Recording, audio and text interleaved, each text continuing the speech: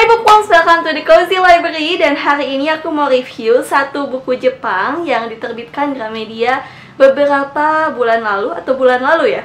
Judulnya adalah Gadis Minimarket atau Convenience Store Woman, dan buku ini jadi bestseller di Gramedia Digital. Aku udah baca dan menarik banget, jadi aku akan review hari ini. Nah, tapi sebelum kita mulai, buat kamu yang belum subscribe, bisa subscribe tuh di bawah sana dan klik lonceng notifikasinya, biar kamu dapat notifikasi tiap aku update hari Rabu dan hari Jumat. Juga buat kamu yang mau konten tambahan, bisa cek akun karya karsa aku, juga ada di bawah sana.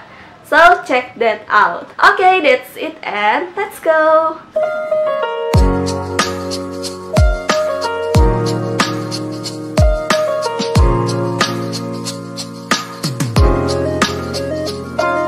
Jadi, Convenience Store Woman ini bercerita tentang seorang wanita yang dari kecil dia tuh punya kelainan, yaitu dia nggak mengerti apa itu emosi manusia. Jadi dia nggak merasakan senang, dia nggak mengerti apa itu sedih, dia nggak mengerti apa itu marah, dan sebagainya. Jadinya dia merasa berhubungan dengan manusia itu sangat sulit, dan akhirnya dia kerja di minimarket waktu sudah dewasa.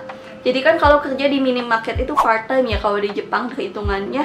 Dan biasanya yang kerja di minimarket adalah orang yang belum dapat kerja, mahasiswa, anak-anak SMA. Jadi kalau ibu-ibu dan orang yang udah tua, yang udah usia kerja itu masih kerja di minimarket, itu dianggap tidak wajar. Karena di mata masyarakat harusnya orang yang umur segitu tuh udah punya kerjaan, harusnya orang yang udah umur segitu tuh udah punya berkeluarga, seenggaknya udah punya pacar atau tunangan. Sementara si cewek ini tuh dia senang kerja di minimarket karena ada sistem.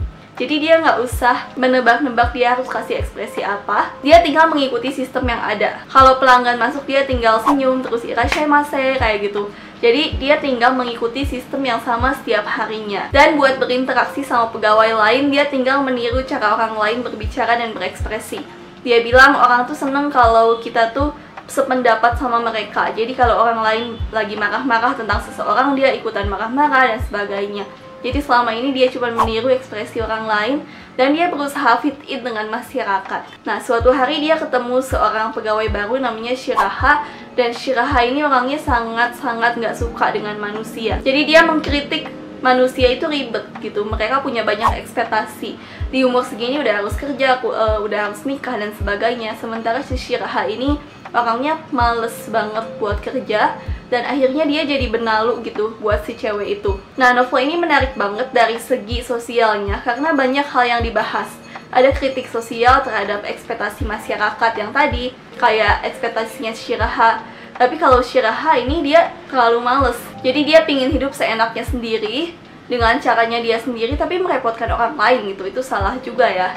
Jadi kayak banyak sudut pandang dan tokoh-tokoh yang menarik di novel ini. Dari segi penceritaan juga cukup ringan, dan novelnya ringan banget.